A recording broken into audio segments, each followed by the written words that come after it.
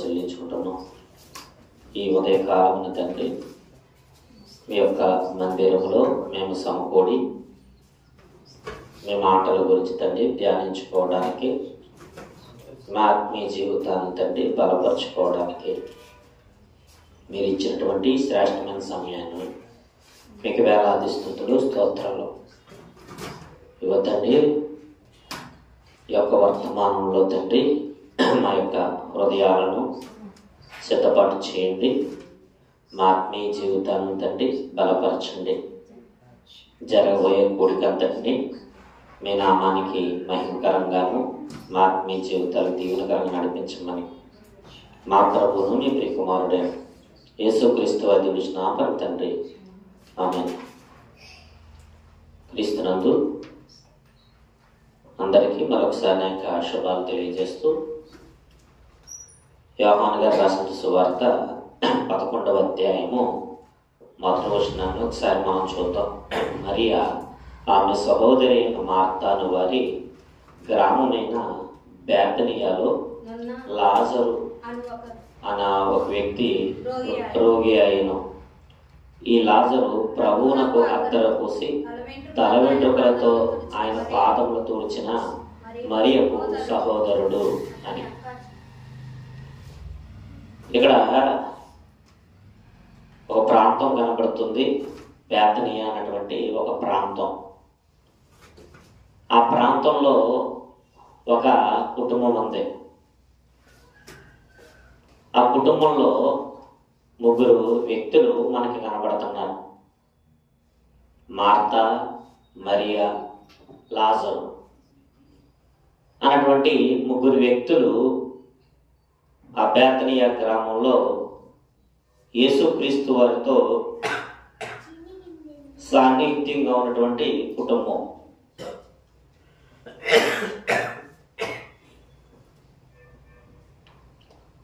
ఎంత సాన్నిహిత్యంగా ఈ కుటుంబం ఉంటుందనంటే, అక్కడికి వచ్చిన ప్రతిసారి ఆ కుటుంబంతో ఎక్కువగా ప్రభువారు మాట్లాడుతూ ఉండేవారు. అంటే ప్రభు వారికి ఎంత దగ్గర అయ్యారు అన్నదే మనం ఆలోచించాలి. ఈరోజు చాలా కుటుంబాలు ఉంటాయి, కానీ ప్రభువుకు దగ్గర అయ్యే కుటుంబాలు ఎన్ని కుటుంబాలు?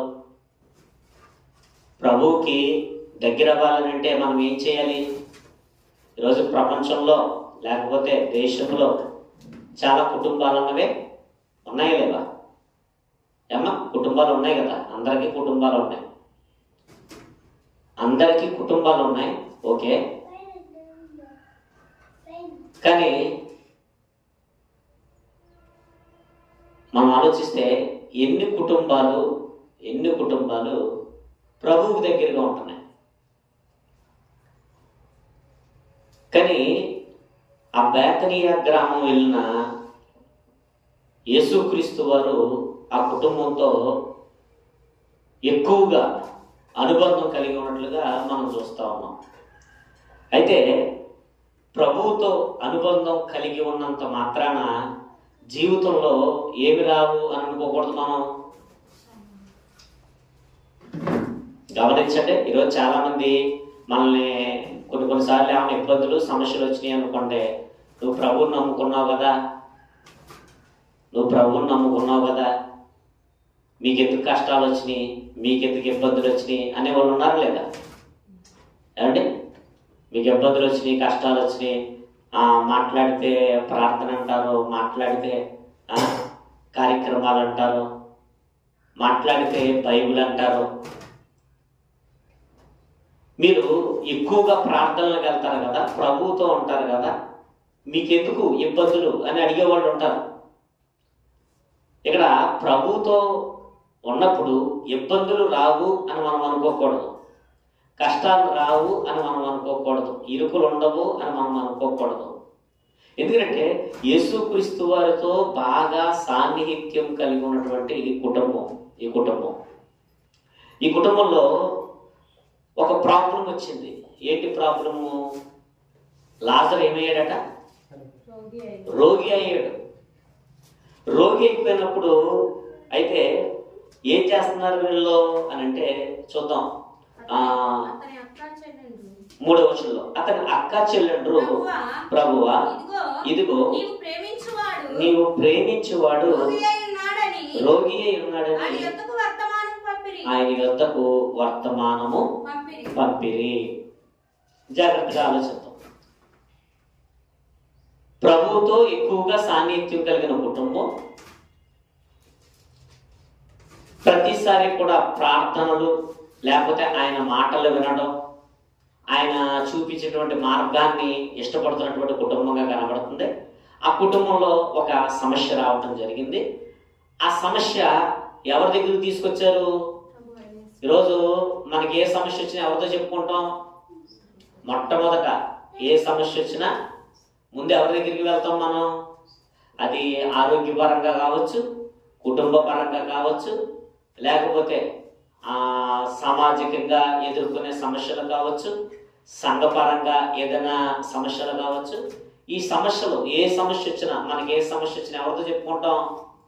ప్రభుతో చెప్పుకుంటాం. ఎందుకంటే ఆయన మన ఇంట్లో ఒక ముఖ్యమైనటువంటి వ్యక్తి, మన కుటుంబానికి పెద్ద ఆయనే, మన కుటుంబానికి తండ్రి ఆయనే, మన కుటుంబాన్ని పట్టించుకునేది ఆయనే. కాబట్టి ప్రతి విషయం మనం ఎవరికి చెప్తాం? ప్రభు వారికి మనం చెప్తా ఉంటాం. వీళ్ళు కూడా ప్రభు వారికి చెప్పడం జరిగింది. అయితే ఇక్కడ మనం ఆలోచించాల్సిన విషయం ఏంటంటే, యేసుక్రీస్తు వారికి వర్తమానం పంపిన వెంటనే ఆయన రావటం లేదు. కొన్నిసార్లు మనం కూడా ఏం చేస్తూ ఉంటాం? ప్రార్థన చేస్తూ ఉంటాం. ఎన్నిసార్లు ప్రార్థన చేస్తాం? వారం రోజులు ప్రార్థన చేస్తాం అనుకోండి, నెల రోజులు ప్రార్థన చేస్తాం అనుకోండి, 2 నెలలు ప్రార్థన చేస్తాం అనుకోండి, 3 నెలలు ప్రార్థన చేస్తాం అనుకోండి, 4 నెలలు చేసామనుకోండి, 5 నెలలు చేసామనుకోండి. ఒకవేళ ప్రతిఫలం రావట్లేదు, ఆయన వెంటనే స్పందించట్లేదు, మనం ఎలా ఫీల్ అవుతాం? మనం ఈరోజు కుటుంబంలో ఏదో ఒక సమస్య ఉంటుంది. ఆ సమస్యను ప్రభు దగ్గర పెడతాం. కానీ ప్రభు వారు మనం ఏం చేయాలనుకుంటాం? మన ఆలోచన ఏంటి? త్వరగా ఇవ్వాలి. త్వరగా ఇవ్వకపోతే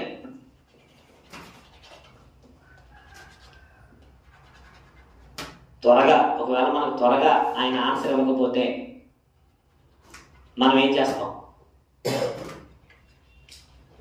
చూడండి, ఆయన ఏం చేస్తున్నాడట? యేసుక్రీస్తు వారు ఏం చేస్తున్నాడు అన్న చూద్దాం. 4వ వచనం చూడండి. యేసు అది విని ఈ వ్యాధి మరణం కొరకు వచ్చినది కాదు కానీ దేవుని కుమారుడు దాని వలన మహిమ పరచునట్లు దేవుని మహిమ కొరకు వచ్చినను. యేసుక్రీస్తు వారు విన్నాడు. యేసుక్రీస్తు వారి దగ్గరికి వర్తమానం వెళ్ళిపోయింది. ఆయన వెంటనే రావట్లేదు. ఏమంటే ఎప్పుడైనా మనకి ఏదైనా ఒక వార్త వచ్చింది అనుకుందాం, ఈ పరంగా మనకు ఒక వార్త వచ్చింది. ఆయన ఏమో పరిచర్య పనులు ఎలా ఉంటున్నాడు? ఆయన బిజీగా ఉంటున్నాడు. ఎవరికో ఏదో అనారోగ్య పరిస్థితి వచ్చింది, సీరియస్గా ఉందన్నారు. మనం ఏం చేస్తాం? ఇప్పుడు వెంటనే నేనేం చేస్తాను? వాక్యం చెప్పి నేను ప్రార్థన చేసుకుందాం అంటే ముగించుకుందాం, మేము వెళ్ళిపోతున్నాం అని చెప్పేసి ఏం చేస్తాం? వెంటనే తాళాలు వేసేసుకుని వెళ్ళిపోతాం ఊరు. మనం లేకపోతే ఏ పనిలో ఉండమంటే, ఏ ప్రార్థనలో ఉండమంటే, మనకి ఏదైనా సీరియస్ వర్తమానం వస్తే మనం చాలా సీరియస్గా తీసుకుని ఏం చేస్తాం? వెంటనే త్వరగా వెళ్ళటానికి మనం ఏం చేస్తాం? ప్రయత్నం చేస్తాం. కానీ యేసుక్రీస్తు వారు ఆయన తొందరపడట్లేదు, ఆయన తొందర చేయటం లేదు, ఆయన శిష్యుల్ని తొందర చేయటం లేదు. అది విని అక్కడే ఉండిపోయాడట. ఇప్పుడు ఆ సీరియస్ పరిస్థితుల్లో ఆయన ఆన్సర్ ఇవ్వట్లేనప్పుడు మనం ఏమనుకుంటాం? యేసుక్రీస్తు వారిని ఏమనుకుంటాం? మనకే అన్నీ కూడా తొందరగా అయిపోవాలనుకుంటాం. ఇప్పుడు మనుషులు కాబట్టి మనం తొందరగా మనం వెళ్ళాలి, తప్పేం లేదు. మనం తొందరగా వెళ్ళాలి. మనం యేసుక్రీస్తు వారిలాగా లేటుగా వెళ్తానంటే కుదరదు. ఎందుకంటే ఆయన లేట్ చేశాడంటే దానికి ఒక కారణం ఉంటారు. ఎందుకంటే యేసుక్రీస్తు వారు ఏదైనా చేయగలిగిన సమర్థుడు. ఇప్పుడు ఆయన ఆలస్యం చేస్తున్నాడు, మనమేం అనుకుంటామనంటే ఆలస్యం అవ్వకూడదు అనుకుంటాం. అందుకే ఒక శ్లోకం ఉంటుంది, ఏంటంటే ఆలస్యం అమృతం విషం. ఆలస్యం ఏంటట? అమృతం విషం. చూడండి, డాక్టర్లు అంటారు, ఏమంటారంటే డాక్టర్ గారు ఒక్క 5 నిమిషాల ముందు వస్తే బతుకుతుడండి, లేక ఒక 10 నిమిషాల ముందు వస్తే బ్రతుకుతుడండి అని అంటారు. ఎందుకంటే డాక్టర్ గారు ముందు తీసుకురమ్మంటాడు. డాక్టర్ గారు ఏమంటాడు? ముందు తీసుకురమ్మంటాడు. ఎందుకని? ఆయన చనిపోతే ఆయన ఏం చేయలేడు కనుక. ఎందుకంటే ఆయన చేతుల్లో ఆయన ఏమైనా వైద్యం చేయాలని అనుకున్నాడు అనుకోండి, చచ్చిపోయిన తర్వాత తీసుకెళ్తే బాగుంటుందో బతుకుండగా తీసుకెళ్ళాలా డాక్టర్ గారి దగ్గరికి? బతుకుండగానే తీసుకెళ్ళాలి. ఇప్పుడు యేసుక్రీస్తు వారు ఆలస్యం చేస్తున్నాడు. మనం ఏమనుకుంటామనంటే అన్ని తొందరగా ప్రతిదీ కూడా అయిపోవాలని మనం అనుకుంటాం. అది ఇదేనే కదండి. మనం చాలా ప్రభు దగ్గర మనం ఆయన పాద సన్నిధిలో పెడతాం. పెట్టినప్పుడు మనం కుటుంబాల గురించి కానీ, మన ఆర్థికపరమైన రుణాల గురించి కానీ, లేకపోతే ఇంకేదైనా అనారోగ్య సమస్యలు కానివ్వండి, మనం ప్రభు దగ్గర పెడతాం. పెట్టినప్పుడు నెల అయిపోతుంది, 2 నెలలు అయిపోతుంది, 3 నెలలు అయిపోతుంది, 4 నెలలు అయిపోతుంది, 5 నెలలు అయిపోతుంది. మనం ఏం చేస్తాం? కంగారు పడతాం. ఒక ట్రైన్ రాకపోయినా కంగారు పడతాం. ఒక బస్ స్టేషన్కి వెళ్ళి బస్సు రాకపోయినా కంగారు పడతాం. మనకి నిదానం తక్కువ, తొందర ఎక్కువ. మనం మన జీవితంలో నిదానించుకుని ప్రశాంతంగా పరిస్థితిని దేవుడికి అప్పగించుకునేది తక్కువ. ఈరోజు మనిషి ఎందుకు నలిగిపోతున్నాడు? అంటే నిదానం లేదు, తొందర ఎక్కువ, త్వరగా అయిపోవాలనుకుంటాడు, కంగారు పడతాడు. ఆ కంగారు పడి ఇంకా టెన్షన్లు ఎక్కువగా తెచ్చుకుంటాడు. కానీ ప్రభు వారు ఇక్కడ జరుగుతున్న సందర్భాన్ని బట్టి ఏం చెప్తున్నాడంటే మనము తొందరపడవలసిన అవసరం లేదు. వాగ్దానం చేసిన దేవుడు ఎంతైనా నమ్మదగిన వాడు. ఆయన ఒక మాట చెప్పాడంటే ఏం చేస్తాడు? కాబట్టి నిజంగానండి ప్రభువారు ఎంత గొప్పవారు అని అంటే, ప్రభువారితో వారు ఎంతలా కలిసిపోయారనంటే, ప్రభువారు వారితో సామాన్యుడిగా కలిసిపోయాడు. ఎవరితోటి? నీవు ప్రేమించు అన్నాడు. అంటే ఆ కుటుంబాన్ని ఎంత ప్రేమిస్తున్నాడు ఆయన. మనం కూడా ఎలా కలిసిపోవాలి ప్రభుతోటి? మన కుటుంబాలు చిన్న కుటుంబాలు, ఈ చిన్న కుటుంబాలు ఎవరితో కలిసిపోవాలి? ప్రభువుతో కలిసిపోవాలి. మనం ఎంత కలిసిపోతే మనతో ఆయన అంతలాగా కలిసిపోతాడు. అందుకనే ఆ మాట ఉంటుంది చూడండి, అదే అధ్యాయంలో మనకి ఉంటుంది, చూద్దాం ఏమని మాట్లాడుతున్నాడు అన్నది ఒకసారి మనం చూస్తే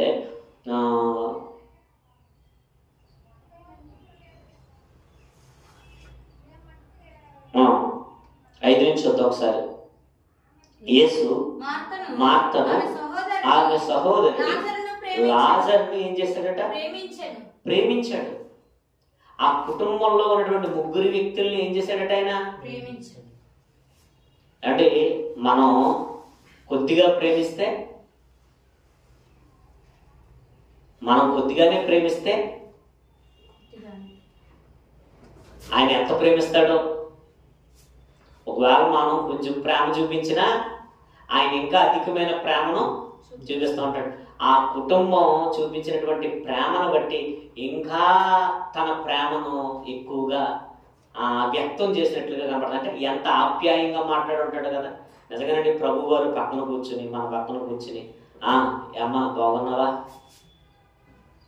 అని ఒకవేళ ప్రభు వారు మన ఇంటికి వచ్చి కలిసిపోతూ మంచి చెట్లన్నీ మాట్లాడుతూ ఉంటుంటే మనకి ఎలా ఉంటుంది?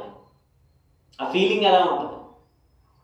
మార్త, మరియా, లాజర్ని ఏం చేశాడంటే, 3 ఏం చేశాడంట అంటే వాళ్ళు ఎంతలా కలిసిపోయారు. కానీ ఆ కుటుంబంలో ఒక భయంకరమైనటువంటి పరిస్థితి వచ్చింది. ఆ పరిస్థితిలో ఆయన స్పందించలేనట్టుగా కనపడుతుంది. ఇప్పుడు స్పందించలేదు, అక్కడే ఉండిపోయాడు. అక్కడే ఉండిపోయిన తర్వాత ఆయన ఏం చేశాడు అన్నదే ఒకసారి మనం చూద్దాం. ఏమండి 14వ వచనం చూద్దాం ఒకసారి. కావున యేసు లాజరు చనిపోయిన మీరు నమ్మునట్లు నేను అక్కడ ఉండలేదని మీ నిమిత్తము సంతోషించుచున్నాను. అయినను అతని యొద్దకు మనము వెళ్ళుదము రండని స్పష్టముగా వారితో చెప్పాను. అప్పుడు రోగం కాస్త ఏమైపోయింది? రోగం కాస్త ముదిరిపోయి యేసుక్రీస్తు వారేమో రాలేదు. రాక ఆయన ఏమైపోయాడు? చనిపోయాడు. కబురు పంపారు, ఎవరు రాలేదు? యేసుక్రీస్తు వారు రాలేదు. ఆ కుటుంబానికి ధైర్యం ఎవరో? ఆ కుటుంబానికి నమ్మకం ఎవరో? ఆ యేసుక్రీస్తు వారు ఏం చేయలేదు, రాలేదు. ఎప్పుడు వస్తున్నాడు ఆయన? చనిపోయిన తర్వాత అంటున్నాడు. అంటే ఆయనకి సమస్తము తెలుసా? ఏం జరుగుతుందో ఏం జరగట్లేదో తెలుసా? మనమైతే తొందరపడతాం. మనకు పాత నిబంధనలో కూడా సౌలు గారు కూడా కనబడతాడు. సౌలు గారు ఏం చేస్తాడు? ఎవరు రావట్లేదని తొందరపడ్డాడు. సమూయేలు గారు ప్రవక్త రాలేదని ఏం చేశాడు?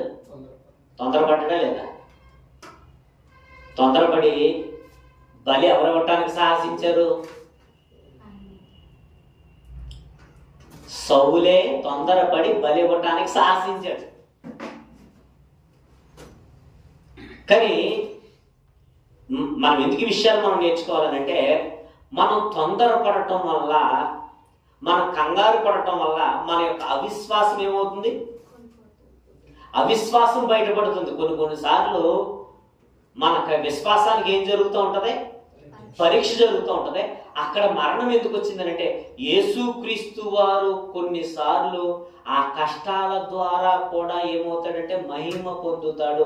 కొన్నిసార్లు కష్టాల ద్వారా కూడా మహిమ పొందుతాడు. ఎలాగా? అది పాసిబుల్ అవుతుందా? మన జీవితంలో కష్టం వస్తే ఆయన మహిమపరచబడతాడా? మన జీవితంలో కష్టం వస్తే ఆయన మహిమపరచబడతాడా? ఇప్పుడు యోబు గారు ఉన్నాడో మీరు ఆలోచించండి. యోబు గారి జీవితంలో కష్టాలు వచ్చినప్పుడు ఆయన మహిమపరచబడ్డా? ఎలా మహిమపరచబడ్డాడు ఆయన? యోబు గారి జీవితంలో కష్టాలు వచ్చినాయి కదా. కష్టాలు వచ్చినప్పుడు స్నేహితులు వచ్చి నిందించారా? దేవుని గొప్ప చేశారా? యోబుని ఏం చేశారు? నువ్వే తప్పు చేసావో, నీకు ఎందుకు వచ్చినాయో ఈ కష్టాలు అన్నట్టుగా డైరెక్ట్ గా కొన్ని మాటలు మనకి వాళ్ళకి జరిగిన సంభాషణలో మనకు కనబడుతూ ఉంటాయి. కుటుంబ సభ్యులు ఏమైపోయారు?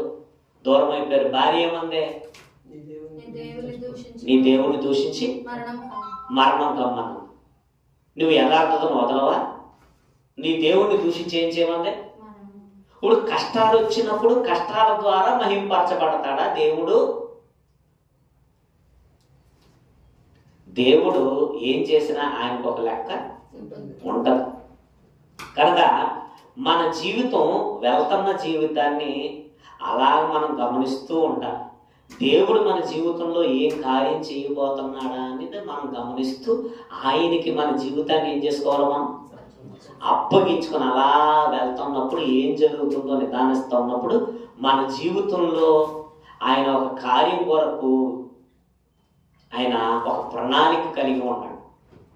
వీళ్ళ జీవితంలో కూడా ఒక ప్రణాళిక కలిగి ఉన్నాడు ఆయన. కొన్నిసార్లు మన జీవితంలో ఇబ్బందులు రావడం మనకి మంచిదే. కొన్నిసార్లు ఇరుకులు రావడం మనకి మంచిదే. కొన్నిసార్లు తినడానికి లేకపోయినా మనకి మంచిదే.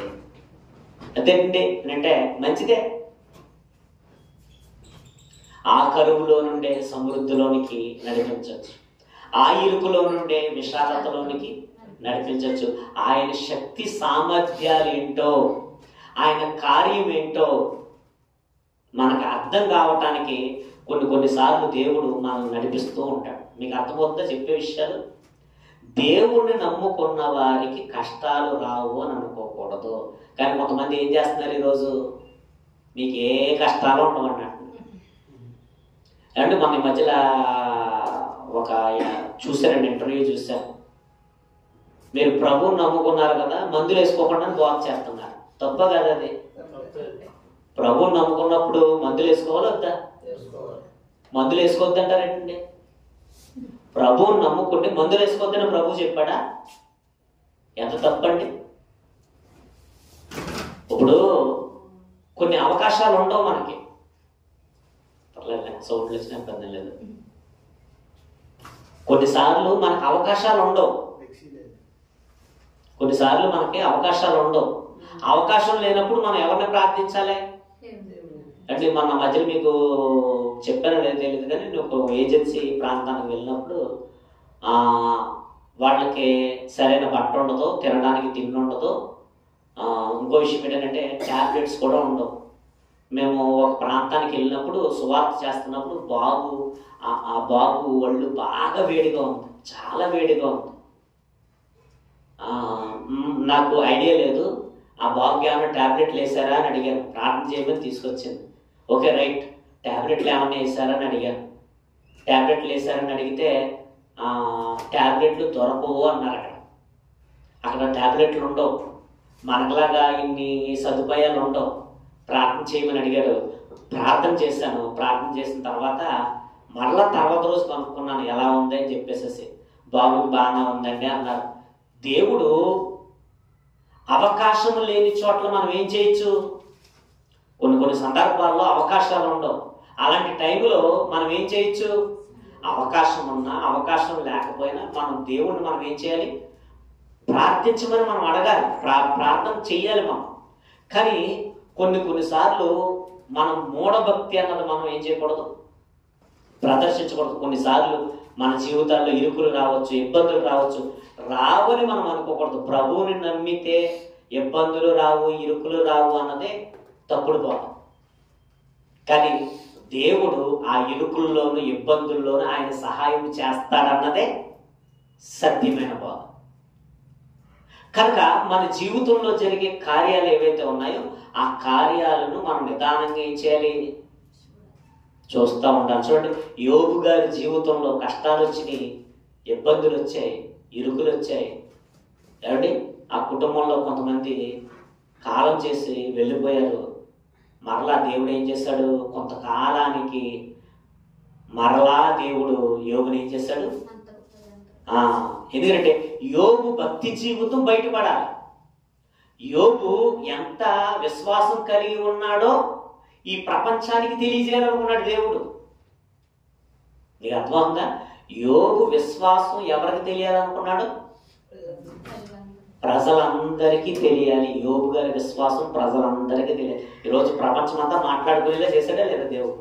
అంటే యోబు గారి జీవితంలో మంచి జరిగిందా, చెడు జరిగిందా? చెడు జరిగినట్టుందే. కానీ ఏం జరుగుతుంది? మన జీవితంలో కొన్నిసార్లు ఆయన పట్టించుకోనట్టు ఉంటది.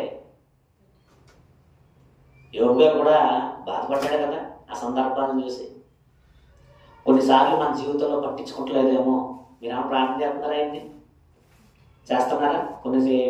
మీ కుటుంబాల్లో ఉన్న ఇరుకులు ఇబ్బందులు ప్రార్థన చేస్తున్నారా? కార్యం జరిగిపోయిందా, ఇంకా జరగలేదా? ఇంకా కొన్ని జరగవు, కొన్ని జరుగుతాయి, కొన్ని జరగవు. ఎందుకు జరగవు? జరగకపోవడానికి కూడా ఏముంటది? దాని వెనకాల మేలుందే. కీడు వెనక ఏముందట? కీడు అనుకుంటాం, దాని వెనకాల ఏముంది? మేలుందే. యోసేపు ఉన్నాడు, కీడు జరుగుతున్నట్టు ఉంది, కానీ యోసేపుకి ఏం జరిగింది? అంటే దేవుడితో మనం అనుబంధం పెంచుకోవాలి. కీడు జరుగుతున్నట్టు ఉంటది, కానీ దాని వెనకాల ఏముంటది? మేలే ఉంటది. ఈ కుటుంబానికి కీడు జరిగింది, జరుగుతట్టుంది, చనిపోయినట్టు పరిస్థితి ఉంది, కానీ ఏం జరుగుతుంది అన్నదే మనం ముందుకెళ్ళాక మనం ఆలోచిద్దాం. అప్పుడు చూడండి ఏమవుతుంది అన్నది ఒకసారి మనం చూద్దాం. 17వ వచనం చూడండి ఒకసారి. యేసు వచ్చి అది వరకే అతడు 4 దినములు సమాధిలో ఉండేనని తెలుసుకుని ఉండేను. ఇంచుమించు కోసెడు దూరము.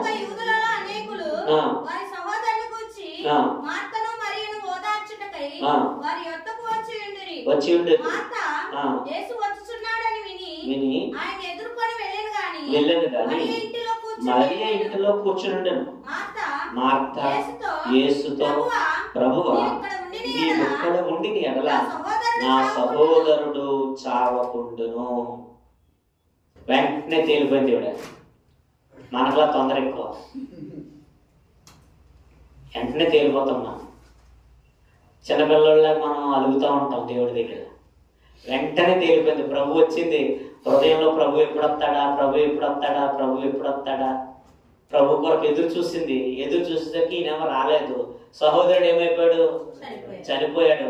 ఆ హృదయంలో ఉన్న బాధ, ఆ హృదయంలో ఉన్న కష్టం, ఆ హృదయంలో ఉన్న ఆవేదన అంతా ఒకేసారి ఓపెన్ అయిపోయింది. అంతే. ప్రభు వచ్చేదాకా మౌనంగా ఉంది. ప్రభు వచ్చిన తర్వాత ఏం చేసింది? ఒక్కసారిగా ఓపెన్ అయిపోయింది. ఏమైనా ఓపెన్ అయిపోయింది? మార్త, ప్రభువా నీకు కబురు పంపారు కదా, దాంట్లో చాలా ఉన్నాయి, నువ్వు ఎందుకు ఇంకా రాలేదు? నీకోసం ఎన్ని రోజులు మేము ఎదురు చూసాం, ఎన్ని గంటలు మేము ఎదురు చూసాం, ఎన్ని క్షణాలు యుగాల్లో చూసాం నీకోసం ఎంతలా మేము చూసాం. ఆల్రెడీ నీకు వార్త పంపాం కదా, నువ్వు వస్తే మాకు ఈ పరిస్థితి ఉంటుందా? అక్కడికి నువ్వు ప్రేమించేవాడే కదా, మీతో మేము ఎలా ఉంటాం తెలుసు కదా ప్రభువా, ఎంత సాన్నిధ్యంగా నువ్వు మాతో ఉంటావు, ఎంతో మంది జీవితాల్లో ఎన్నో గొప్ప కార్యాలు చేసావు, ఎన్నో ఘనమైన కార్యాలు జరిగించావు. అంటే యేసుక్రీస్తు వారు చేసిన కార్యాలంట, ఆయన భూమి మీదకి వచ్చినప్పుడట యేసుక్రీస్తు వారు చేసిన కార్యాలు రాయాలంటేనట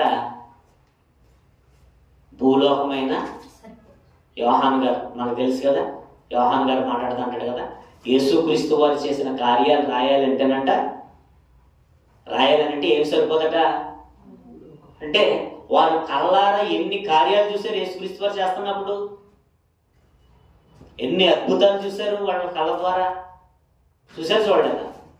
అలాగా అన్ని అద్భుతాలు చూసిన వీళ్ళు చేసిన ఆయన వస్తాడని ఎదురు చూసి ఇప్పుడు అంటున్నారు, నిజంగా నువ్వు గాని ఉండుంటే ఈ రోజు నాకు ఈ పరిస్థితి 4 దినాలు అయిపోయిందంట.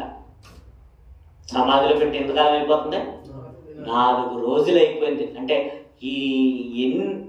ఎలా ఎదురు చూశారు ప్రభు కొరకు, కళ్ళు కాయలు కాసేలాగా ఎదురు చూశారు, ఆయన రాలేదు. ఈరోజు మనం కూడా కొన్ని ప్రార్థనలు ఆయన ముందు పెడతాం, కానీ ఏమి రావు. మనం మాత్రం అంటాం ప్రభువుని, ఏమంటాం? మీరు అన్నారు లేదు తెలదు కానీ నేను అంటాను కొన్నిసార్లు. అంటే ఎప్పుడో వాక్యం తెలియని కొత్తలో కొన్నిసార్లు ఏంటి ప్రభువా అంటే మనకి ప్రభువుని అర్థం చేసుకోకపోతే వచ్చి మాటలి. ఇప్పుడు ప్రభువు అంటే మనం అర్థం చేసుకోలేదనుకోండి, చిన్నపిల్లలాగే మాట్లాడతాం. యోనా ప్రభువుని అర్థం చేసుకున్నాడా? ఎక్కడికి వెళ్ళమన్నాడా? ఎక్కడికి పోతున్నాడా? అర్థం కాని చేసి పనులు ఇయ్యే. ఆయన ఒకటి చేస్తాడు, మనం ఒకటి చేస్తాం. ఆయన మనం అర్థం చేసుకుంటే అప్పుడు మన మాట విధానం మారుతుంది, మన ప్రవర్తన విధానం మారుతుంది, మనకి నిరీక్షణ ఉంటుంది. ఎందుకంటే ఎవరిని నమ్మినా ఎవరిని నమ్మకపోయినా మనం ఎవరిని నమ్మాలి? ఎందుకంటే మోసం లేని వాడెవరు? అన్యాయం చేయని వాడెవరు? ఆయనలో చీకటి లేదు, ఆయనలో అబద్ధం లేదు. కానీ మనుషులు ఏముంది? మనుషుల్ని మనం ఎంతవరకు నమ్మగలం? అందుకే అంటాడు కదా, దావీదు గారు అంటాడు కదా, మనుషులు నమ్ముటి కంటే రాజులు నమ్ముటి కంటే యెహోవాను ఆశ్రయించుట. దావీదు గారు ఎంత గొప్ప మాట అన్నాడు. మనుషులు నమ్ముటి కంటే, రాజులను నమ్ముటి కంటే, అధికారులనైనా సరే ఎవరిని నమ్మటం కన్నా ఎవరిని నమ్మాలట? ఎందుకంటే చిన్న మచ్చ, నలకంత మచ్చ లేనివాడు ఎవరో? ప్రభు అయినటువంటి యేసుక్రీస్తు. ఆయన ఎంతైనా నమ్మదగిన దేవుడు. అలాగని వీళ్ళకి విశ్వాసం లేదంటే విశ్వాసం ఉంది, కానీ పరిపూర్ణంగా ప్రభుని పరిపూర్ణమైన విశ్వాసంతో అర్థం చేసుకోలేని పరిస్థితులు. అప్పుడు ప్రభువారు ఒక మంచి మాట అంటున్నాడు. ఈ పరిస్థితిని బట్టి మనం కొన్ని ఆలోచించాలి. అప్పుడు ప్రభువారు ఏమంటున్నారు ఒకసారి మనం చూద్దాం. యేసుతో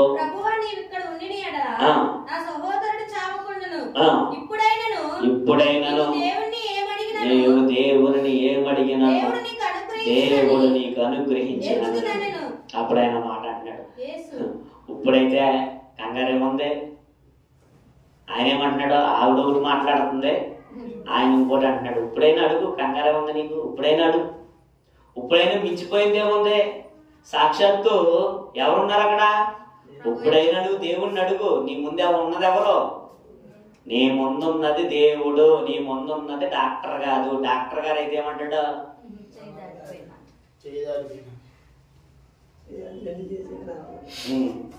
ఇంకేమీ లేదు, దినం దినం పెట్టుకోండి, భోజనం చేసుకోదాం అంటే డాక్టర్ అయితే. అంతే కదా? డాక్టర్ అయితే అంతే కదా అనేది. ఎన్నో రోజున్నా? 7వ రోజా, 11వ రోజా, 10వ రోజా, 9వ రోజా? అందరినీ కాకేసుకున్నామా, భోజనం రెడ్డి తినేసి పోదాం అంటాడు. అంతే, దగ్గర ఒకటి అయితే. అంతే కదా? ఆయన అలాగ అంటలేదు. 4 రోజులు అయిపోయింది, 7వ రోజు రాబోతుంది, కంగారు పడకుండా అనలేదు ఆయన. ఏమన్నాడంటే, ఇప్పుడైనా నువ్వు అడుగు, ఇప్పుడైనా నువ్వు అడుగు. అడిగితే ఏం చేస్తాడో. ఎందుకంటే భూమి మీద ఆ రోజుల్లో యేసుక్రీస్తు వారు చేసిన అద్భుతాలు కళ్ళారా చూసిన వారు. నిజంగానండి, ఈ రోజుల్లో ఆయన ఉండుంటే భలే ఉంది కదా. ఆయన ఇప్పుడు మన కళ్ళ ముందు లేడు కదా. కొన్ని కార్యాలు ఆయన యొక్క దైవత్వాన్ని నిరూపించడానికి చేశాడు. ఇప్పుడు మనకు అంత అవసరం లేదు. మనం ఎంతకాలం ఏదో బతికేద్దామని అనుకోకూడదు ఇంకా. ఎందుకంటే పౌలు గారు మాట అంటాడు, పౌలు గారు మంచి మాట అంటాడు, బ్రతుకుంటే క్రీస్తే చావైతే. ఆయన ఎప్పుడు వెళ్ళిపోదామని చూసాడు. ఎందుకంటే ఈ లోకంలో ఉండలేక, ఈ లోకం కన్నా శ్రేష్టమైన లోకం ఏది? అందుకే అబ్రహాము గారు, ఇస్సాకు, యాకోబులు పునాదులు కలిగిన ఆ పట్టణం వరకు ఏం చేశారట? ఎదురు చూశారట. ఎప్పుడు వెళ్ళిపోదాం చూశారట. మనం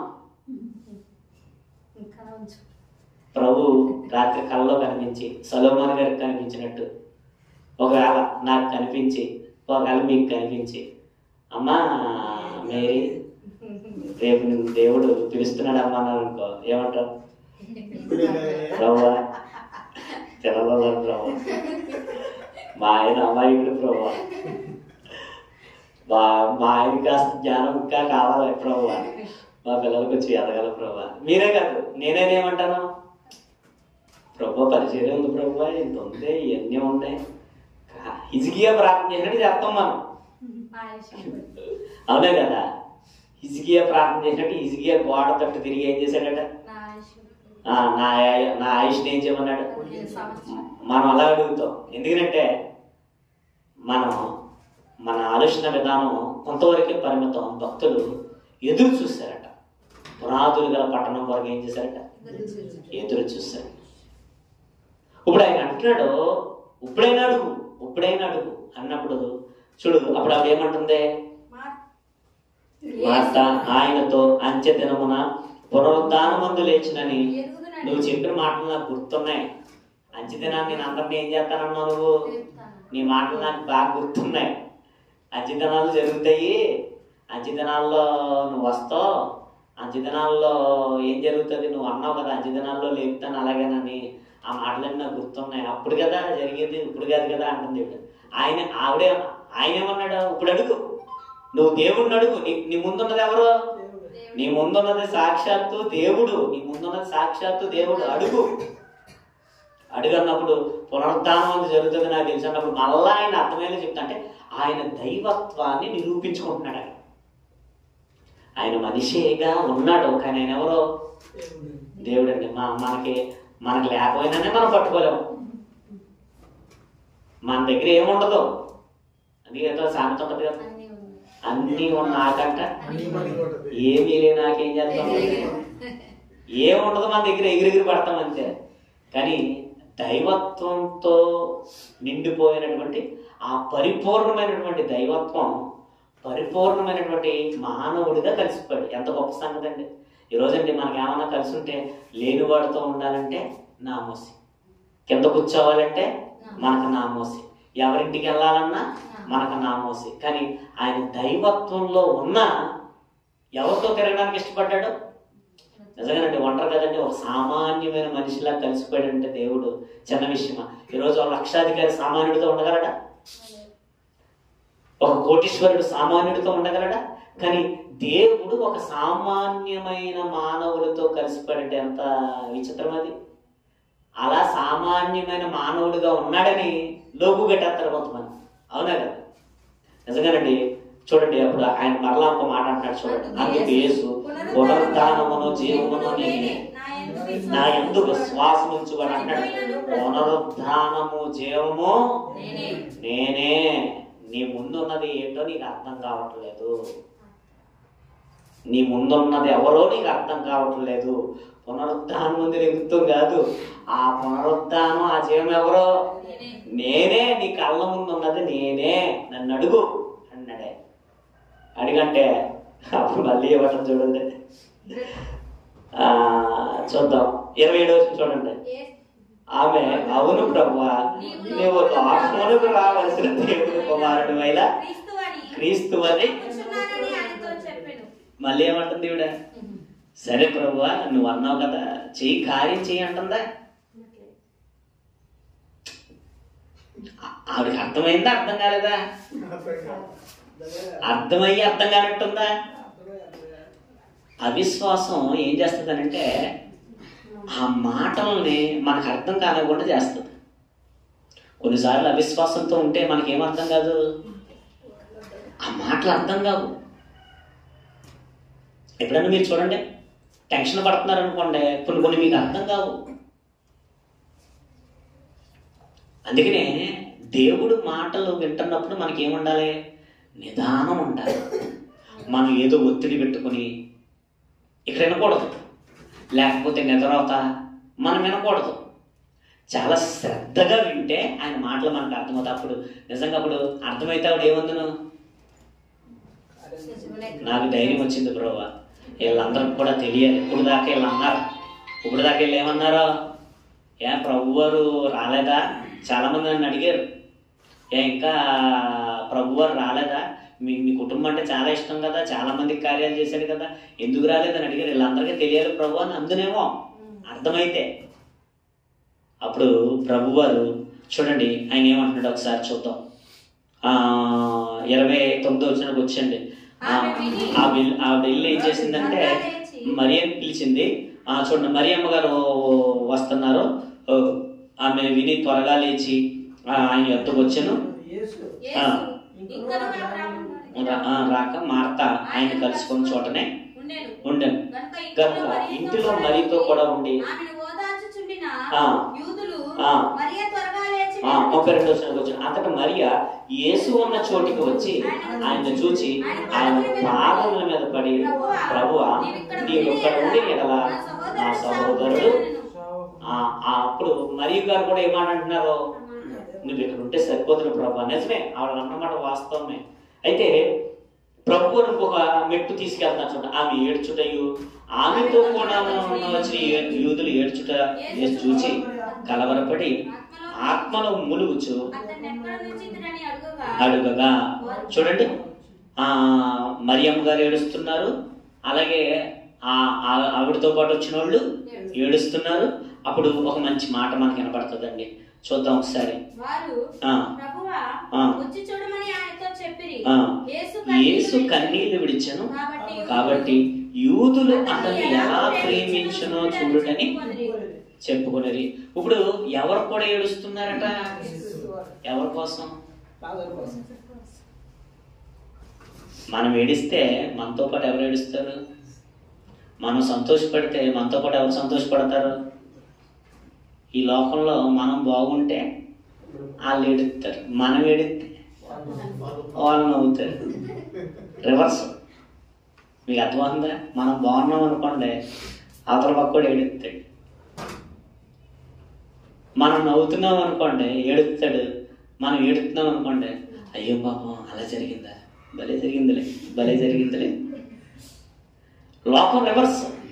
కానీ ప్రభు వారు ఎలాట, మనం బాధపడితేనట మనతో పాటు ఎవరు బాధపడతారు? ఆశ్చర్యపోయారట. అతన్ని ఎలా ప్రేమించారో చూడండి అని చెప్పుకున్నారట. అది యేసుక్రీస్తు వారు అంటే. అయితే తర్వాత ఏం జరుగుతుంది చూడండి. ఆ గుడ్డివారి కన్నులు తెరిచిన ఈయన మొదలెట్టారు జనాలు, మొదలెట్టారు గుసగుసలు. ఇవన్నీ కామనే. 10 మంది 10 రకాలుగా మాట్లాడుకోవడం కామనే. మన విషయంలోనే కాదు, యేసు ప్రభు ఉన్నవారి కాలంలోనే మొదలెట్టారట సోదా. గుడ్డివారి కన్నులు తెరిచాడు, ఓసకాలు చేతులు గల వాడిని బాగు చేశాడు, లేకపోతే ఆ కుష్ఠ రోగులను శుద్ధి చేశాడు, ఇంతమంది రోగులు శుద్ధి చేశాడు. ఏం చేశాడు? మీ కుటుంబానికే ఇంతలా ప్రేమించిన ఆయన ఏం చేశాడట ఈ కుటుంబానికి? మొదలెట్టారు ఎవరో సోదా, సోది, అరుగుల మీద కూర్చుని మాట్లాడుకుంటారు. అవునా కదా? మొదలెట్టుకున్నారు, చెప్పుకుంటున్నప్పుడు ఆయన చూడండి, మరలా మూలుగుచు సమాధి ఎద్దుకు వచ్చాను.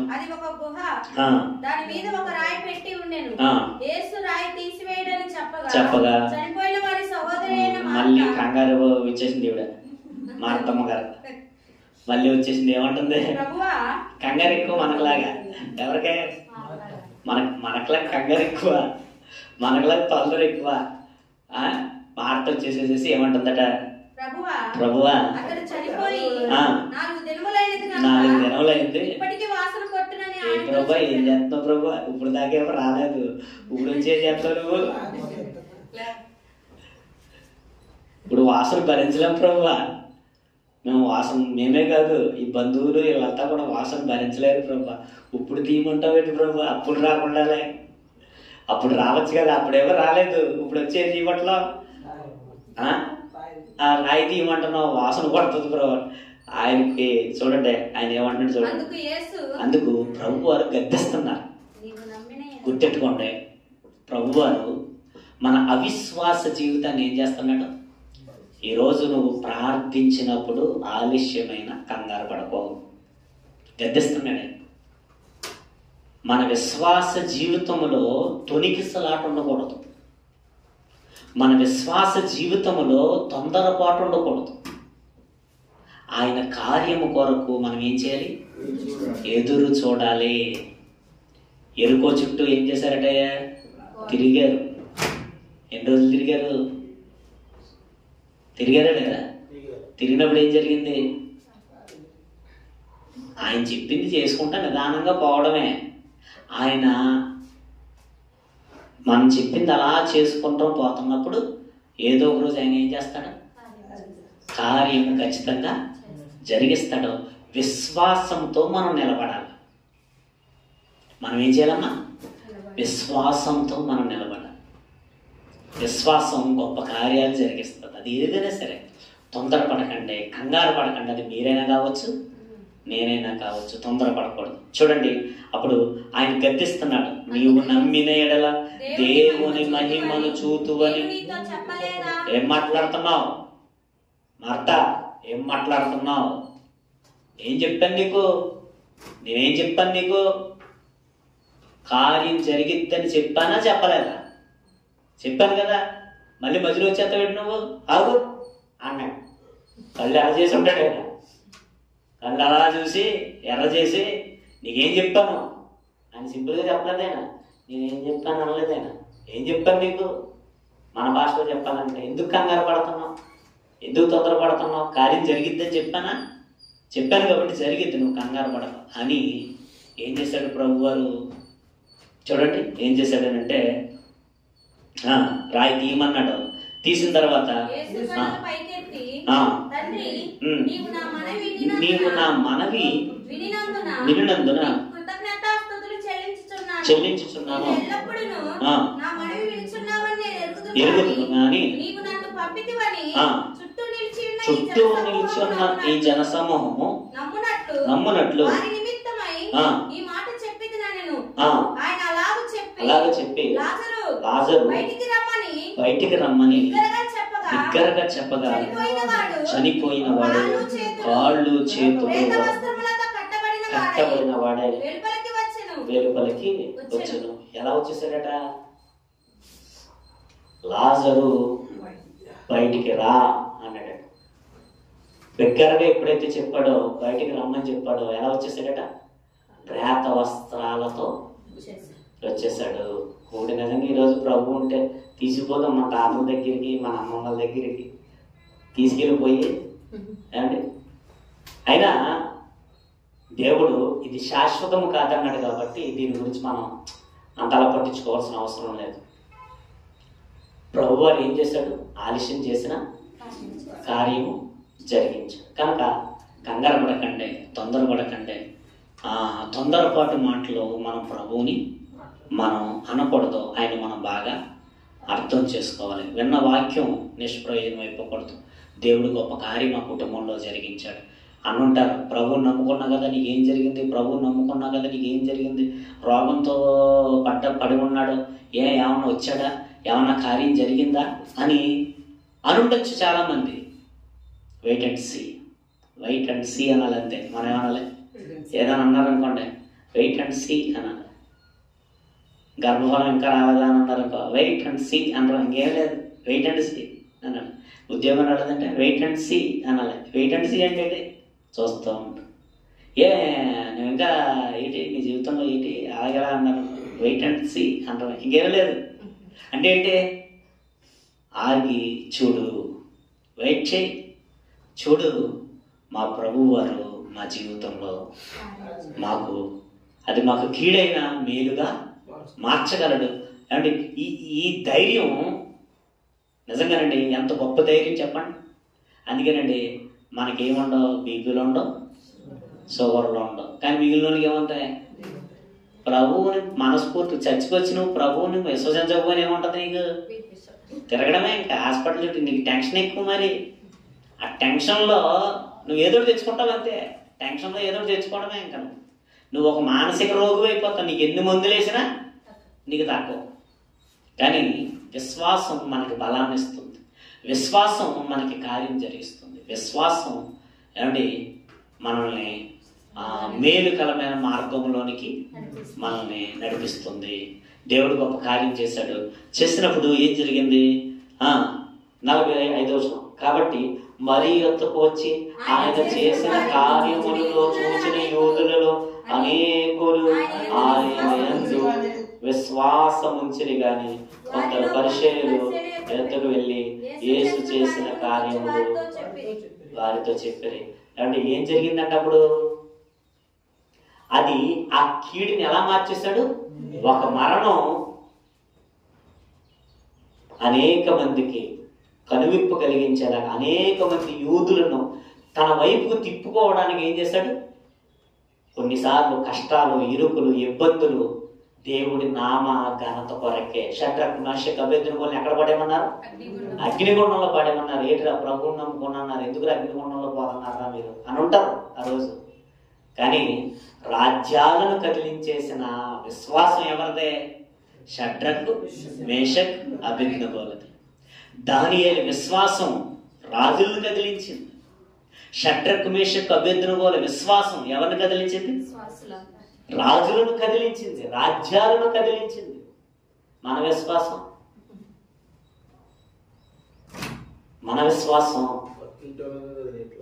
మన కుటుంబాన్ని కదిలించదు, పక్కింటోళ్ళని కదిలించలేనట్టుగా ఉంటే వచ్చేందుకు ఆయన దగ్గరికి మనం అనేకులు ఆయన కలిగి ఉండేలా చేసిందట, విశ్వాసం చేసింది. అప్పుడు వాళ్ళంతా ఏం చెప్పుకుంటున్నారు? కాబట్టి ప్రధాన యాజకులు, పరిసయ్యులను మహాసమూర్చి మనమేమి చేస్తున్నాము?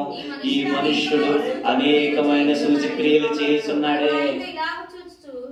అందరూ కూడా నివ్వెరపోతున్నారట. ఏంటి ఈయన ఎలాగైపోతున్నాడు, ఈయనకి ఎలా పేరు వచ్చేస్తున్నారు? ఈ మనుష్యుడు వాళ్ళు మనుషుడు అనుకుంటున్నారు. ఏమనుకుంటలేదు? సాక్షాత్తు దేవుడే ఇలలోనికి వచ్చాడని వాళ్ళు గ్రహించలేదు. కనుక ప్రియ సహోదరి సహోదరులరా, తొందరపడకండి, కంగారు పడకండి. వెయిట్ అండ్ సీ, ఎదురు చూడండి దేవుని కార్యం వరకు. ఆయన నమ్మిన వారిని ఆయన ఎప్పుడు విడిచిపెట్టడు. ఒకవేళ ఈ మనుషులు విడిచిపెడతారేమో, ఒకవేళ అధికారులు మనల్ని విడిచిపెట్టవచ్చు, ఒకవేళ బంధువులు మనల్ని విడిచిపెట్టవచ్చు. ఎవరు విడిచిపెట్టరు మనల్ని?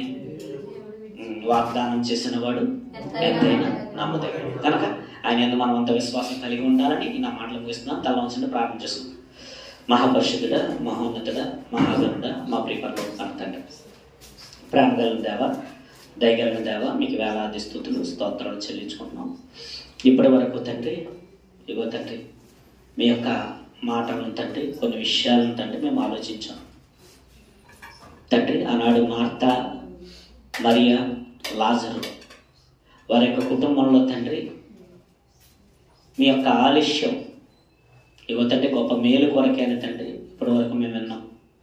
మా జీవితంలో ఇగో తండ్రి మేము తొందరపాటు కలిగి ఉన్నా మమ్మల్ని క్షమించండి.